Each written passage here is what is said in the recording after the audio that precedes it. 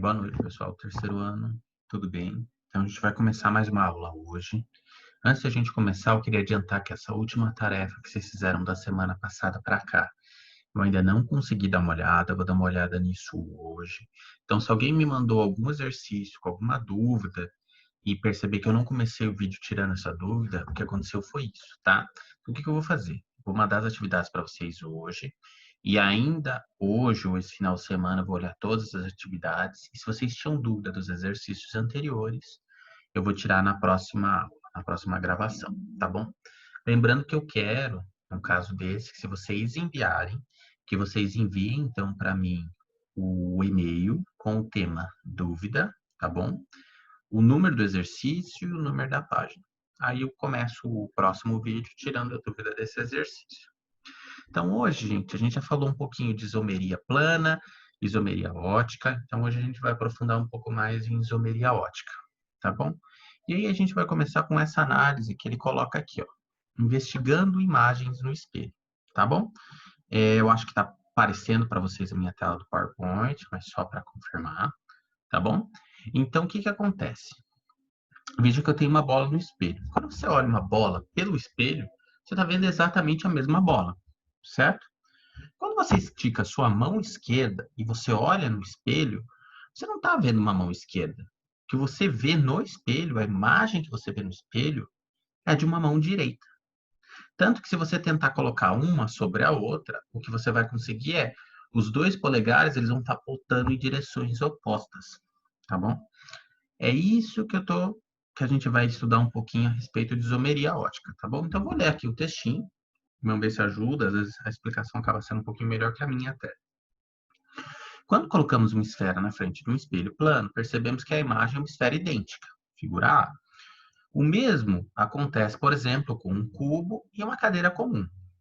No entanto, colocando uma de nossas mãos na frente do espelho, a imagem será diferente, igual à outra mão, figura B. O mesmo acontece com um pé de sapato e uma cadeira com braço para escrever. Então, dá uma olhada aqui nesse slide aqui. Então, se você coloca assim, agora em vez de ele colocar o espelho de frente, ele colocou ele no meio, tá? O que a gente chama aqui de um plano de simetria. Então, assim, o cubo, a cadeira comum, a bola, quando você vê eles pelo espelho, você vê exatamente eles. Agora, quando você coloca uma mão esquerda no espelho, o que o espelho mostra para você é uma mão direita. Depois vocês fazem o teste, vocês levantam a mão direita em frente ao espelho, vocês vão ver que a imagem de vocês do lado de lá do espelho, ele vai levantar à esquerda. Ou seja, ele vai fazer tudo o que você faz, só que espelhado. A mesma coisa é se você colocar uma cadeira que ela tem um braço direito, você vai ver no espelho uma cadeira com o braço na esquerda, tá bom? Então agora ele vai começar a falar de plano de simetria. Plano de simetria é uma linha que você consegue traçar no meio do seu objeto e que o lado direito e o lado esquerdo vão ser iguais. Então você consegue cortar uma bola no meio. A metade esquerda vai ser igual à metade direita. Você consegue cortar um cubo no meio? A metade esquerda vai ser igual à metade direita. Você consegue fazer isso com uma cadeira normal. Você não consegue encontrar um plano de simetria na sua mão, em um sapato ou uma cadeira que tem um braço, tá bom? Ó, faz certos objetos produzirem uma imagem igual a eles e uma outra imagem diferente. A resposta está associada à presença de um plano de simetria, ou seja, um plano que divide o objeto em duas metades simétricas, tá bom? Então, vamos dar uma olhada agora nessa molécula aqui, ó. Aqui agora sim a gente vai começar a entrar na parte da química que fala de isomeria ótica, tá bom? Considere inicialmente uma molécula de CHBr, ou seja, 4 ligantes diferentes, de geometria tetraédrica. A gente já sabe que quando o carbono faz 4 ligações, ele tem uma geometria tetraédrica, que não apresenta nenhum plano de simetria. Uma molécula desse tipo é chamada de molécula assimétrica ou molécula quiral. Se a colocarmos diante de um espelho, a imagem especular será diferente dela. Então, ele pegou aqui a molécula 1, cadê a caneta? Todos os ligantes são diferentes, ó. Colocou em frente o espelho e o que ele vê é exatamente isso aqui, ó. Se olhando, aparentemente, essa molécula parece igual a essa aqui. Mas quando você tenta colocar uma sobre a outra, ó o que acontece, ó. Aqui, cloro com cloro até bateu. Mas, ó, aqui, o átomo verde com o branco, não. branco com verde, verde com verde. Então, o que a gente percebe aqui? A gente nunca consegue colocar uma sobre a outra, porque elas são diferentes, tá bom? Então, apesar de elas terem os mesmos elementos, a mesma estrutura, elas ainda são moléculas diferentes, tá joia? Aí vamos dar uma olhadinha na explicação que ele coloca aqui embaixo. Ó. Deixa eu apagar isso também, que essas bolas atrapalham. Esquema mostrando uma molécula de forma molecular. CHBr-ClF. E sua imagem especular, que é diferente dela. As moléculas 1 e 2, ambas de fórmula molecular CHBr-ClF, são diferentes. Isso é percebido ao aproximarmos as moléculas. Por simplicidade, os ligantes do carbono foram ilustrados fora da proporção. Ele quis dizer o quê? Fez aqui um desenho para mostrar para vocês o que ele quer dizer com isso. Vamos olhar agora um caso em que a gente vai ter um ligante que seja 2 ligantes iguais ou 3 ligantes iguais. Vocês vão perceber o que vai acontecer. Ó, isomeria ótica e presença do carbono quiral. Então, veja que aqui eu tenho H e H. Opa, deslocou. Tenho H e H. Ou seja, eu tenho 2 ligantes iguais. Então, o que acontece aqui nessa molécula, gente? Eu tenho um plano de simetria aqui, ó. Se eu cortar ela nessa direção, cortando pela bolinha verde, clara e a escura, eu vou ter ela aqui, essa metade esquerda,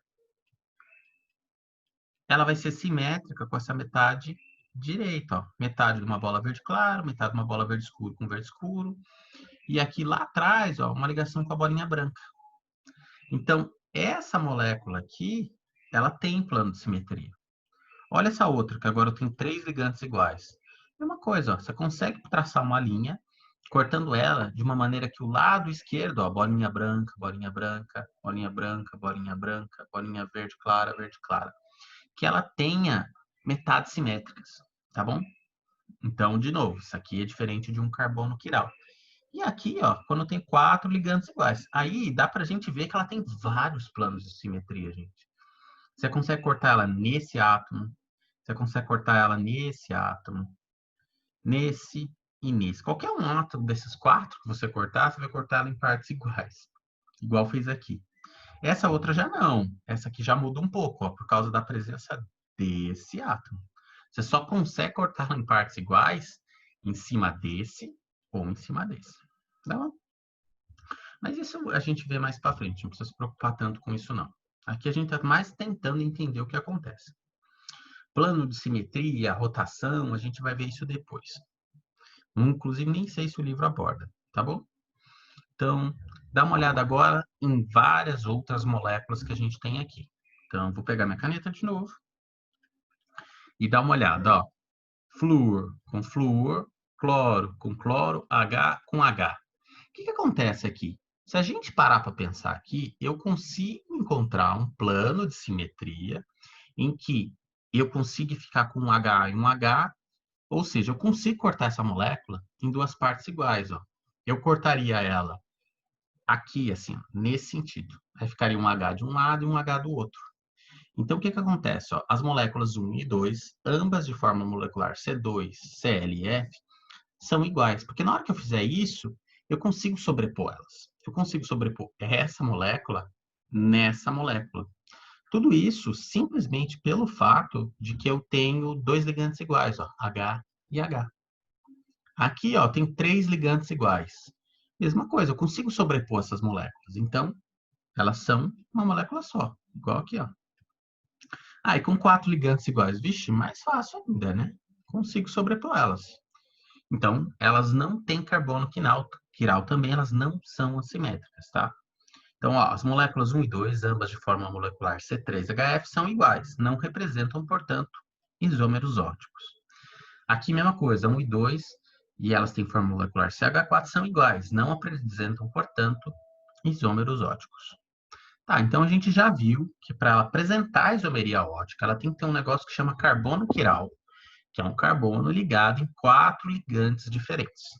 Ó, a assimetria molecular está presente se houver na estrutura um carbono que faça 4 ligações simples e que esteja ligado a 4 grupos diferentes. O carbono em questão é chamado de quiral, assimétrico, centro quiral ou centro estereogênico. Gente, comumente a gente chama de carbono quiral, tá? Mas é bom saber que existem outras definições que talvez em algum ou outro exercício isso aconteça, tá? Vamos continuar então. Então aqui, ó, eu tenho um carbono quiral, porque está ligado num radical 1, que é diferente de R2, que é diferente de R3, que é diferente de R4. Ó, R1, 2, 3 e 4 são todos diferentes entre si. Ah, outra coisa que ele coloca aqui e que é importante, deixa eu apagar as coisas, pegar minha caneta de novo. Ó, quando você tem dupla ligação, você sempre consegue fazer um plano de simetria na sua molécula. Então, todo carbono que faz dupla ou tripla ligação, ele não é quiral, tá bom?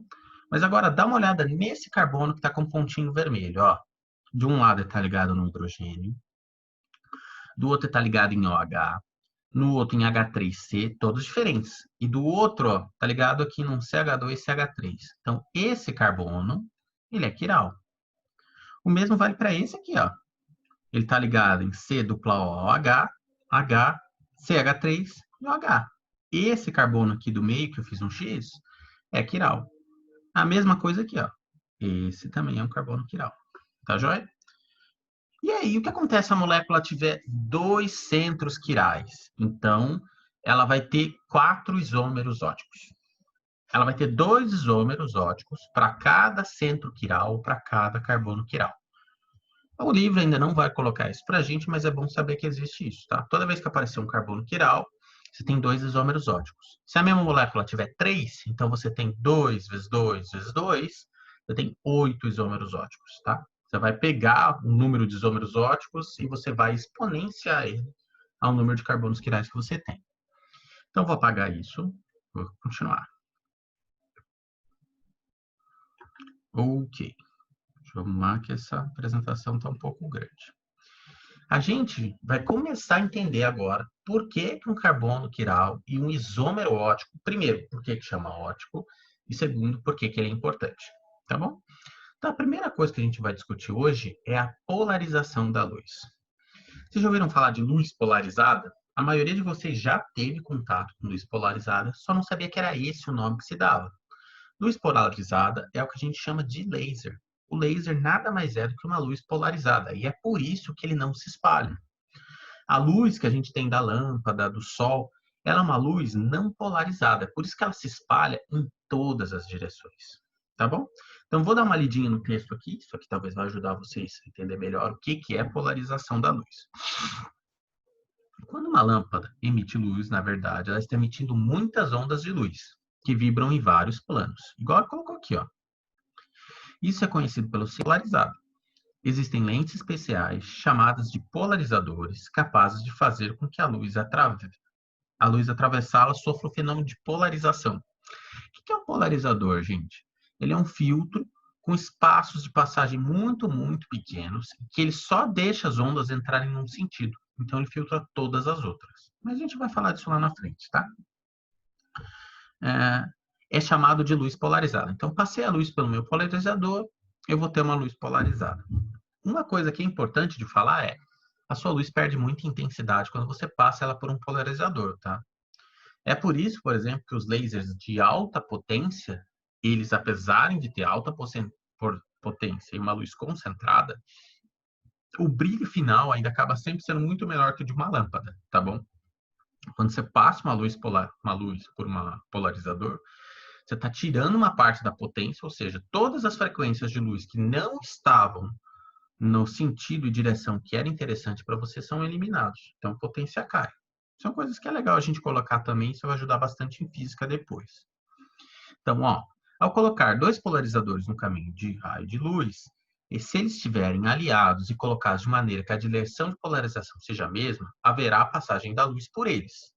Caso um deles esteja orientado com a direção de polarização perpendicular à do outro, isso dificultará muito a passagem de luz. Então, ó, eu tenho minha luz, isso é minha fonte de luz, ela passou por um polarizador.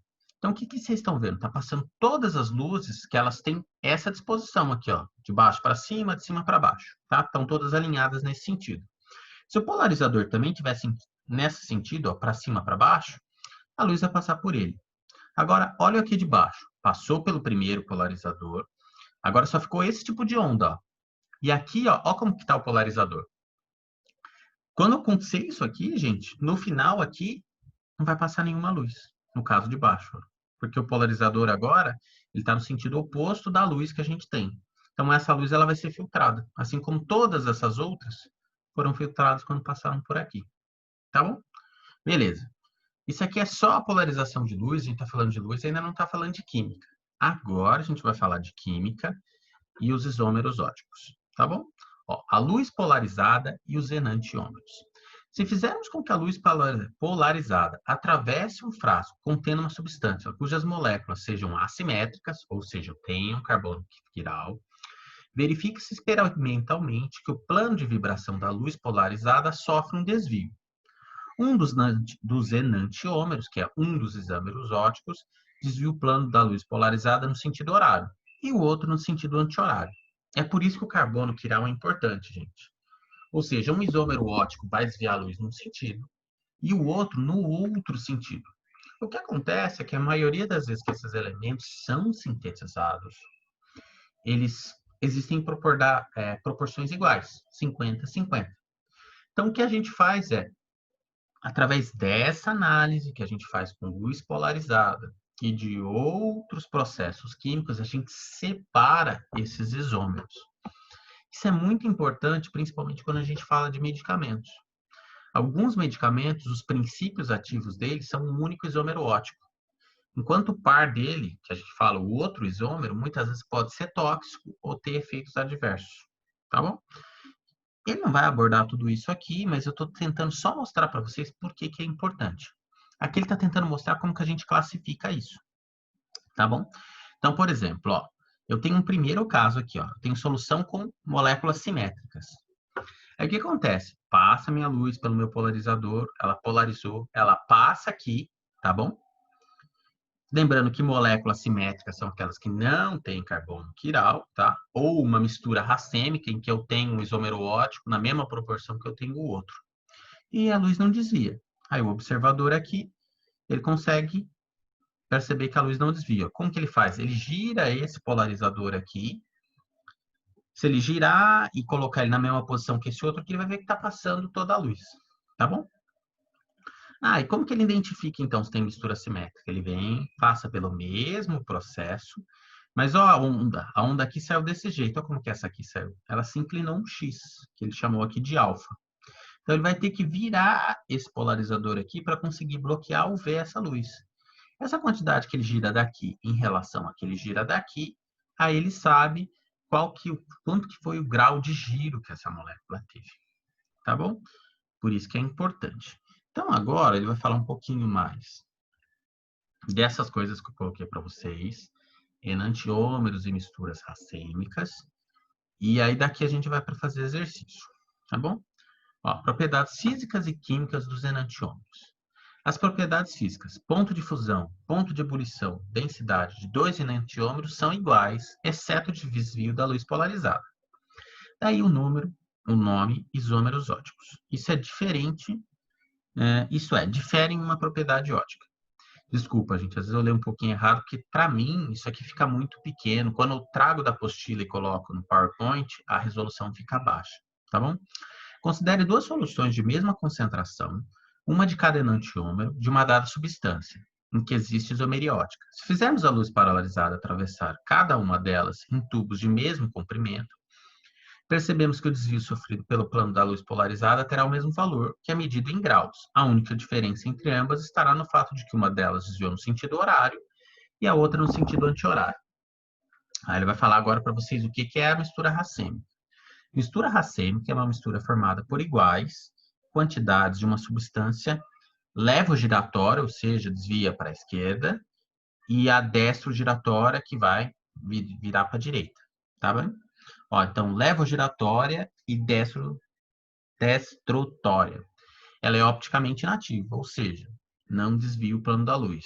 O que ele quer dizer aqui? Se eu tenho um tubo e 50% das moléculas que estão lá desviam a luz para a direita, e nesse mesmo tubo, eu tenho 50% de moléculas que são isômeros óticos e elas vão desviar para a esquerda, o desvio final que eu tenho é zero. Tá bom? Então, ó, os enantiômeros comportam-se de modos diferentes quando envolvidos em reações químicas com reagentes que também sejam assimétricos. Essa é a explicação para o fato de eles, em geral, possuírem diferentes efeitos fisiológicos, pois as enzimas são, em geral, assimétricas. Isso aqui é bem legal, tá, gente? A maioria das enzimas do nosso corpo, as proteínas, inclusive os açúcares, eles são assimétricos, tá? Em vários graus.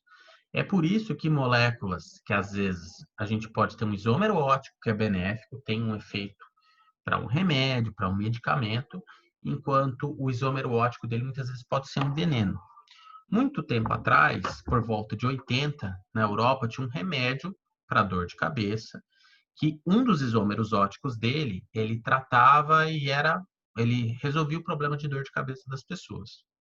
Só que o isômero óptico dele era um abortivo. Então, o que aconteceu?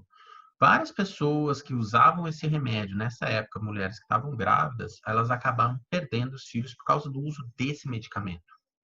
Desde então, a gente tem um controle muito mais forte com relação aos isômeros ópticos em medicamentos, porque isso faz uma diferença muito grande, tá bom? Então, a gente sabendo de tudo isso, tendo entendido o que é a propriedade óptica, o que é um isômero óptico, a gente vai para os exercícios agora. Vocês vão ver que aqui a gente estudou muito, falou bastante, mas que o nível dos exercícios não é tão difícil. Então, eu pretendo fazer com vocês 2 exercícios. Aí fica para vocês fazerem para casa do exercício 26 até o 31, tá? E aí vocês precisam só me entregar isso aqui até dia 6, tá bom? Caso é um domingo, tá? Não tem problema, faz parte ainda para mim da semana, porque agora a gente está todo mundo trabalhando em casa, está tudo diferente. É bom que vocês ganhem uns dias a mais por causa de precisarem, não sei como tá as outras atividades com os outros professores, tá? Então vamos resolver os exercícios que ele coloca para a gente aqui. Deixa eu fechar e pegar minha caneta de novo. Ele fala o seguinte, ó. Quais das moléculas a seguir tem carbono assimétrico? A gente vai olhar aqui, ó. Esse carbono, gente, tem 3 ligantes iguais. Não é.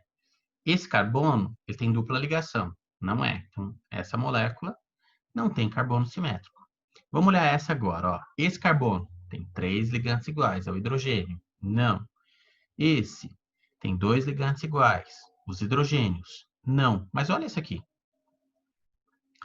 Esse aqui está ligado num CH3 de um lado, um OH do outro, um H aqui por cima e um CH2, CH3. Então, esse aqui que eu coloquei uma bola, ele é quiral.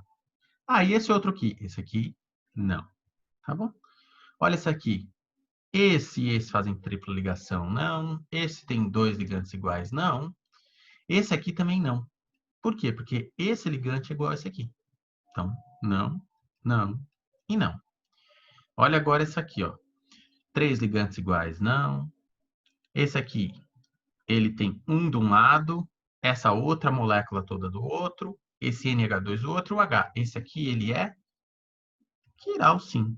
E esse aqui, tem dupla ligação? Não. Olha agora esse outro carbono aqui. Tem dupla? Não. Tem dupla? Não. Tem dupla? Não. Esse, 3 ligantes iguais? Não. E esse? Esse aqui, ele tem essa molécula de um lado, essa outra do outro, um H em cima e um Cl embaixo. Então, esse aqui, sim. E esse aqui, não. Tá bom? Então, esse foi o exercício 24, tá? E aí, aqui a gente olhou carbono a carbono. Então, isso é bom que a gente deu para treinar bem. Olha o exercício 25 agora. Entre os hidrocarbonetos fluoclorados, então tem flúor e cloro neles, o CfCl3, também denominado CFC11, é dos poluentes mais perigosos pelos danos que pode causar à camada de ozônio. Quanto à isomeria, é possível prever que o CFCl3 ele vai ter quantos isômeros? Aí aqui, gente, é uma questão que ele vai misturar os isômeros óticos, tá bom? Que esse elemento pode ter, com os isômeros planos que ele pode ter, tá bom? Então, ó, o CFCl3, ele vai apresentar quantos isômeros? Se a gente passar para pensar e desenhar essa molécula, vou desenhar ela para vocês. Ó,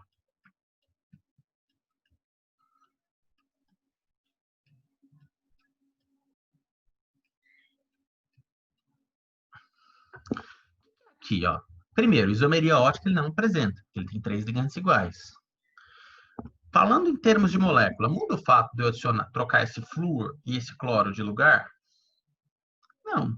Muda o fato de eu trocar esse flúor e esse cloro de lugar? Não. Ou com esse aqui? Não, também. É o único elemento que eu posso modificar ali.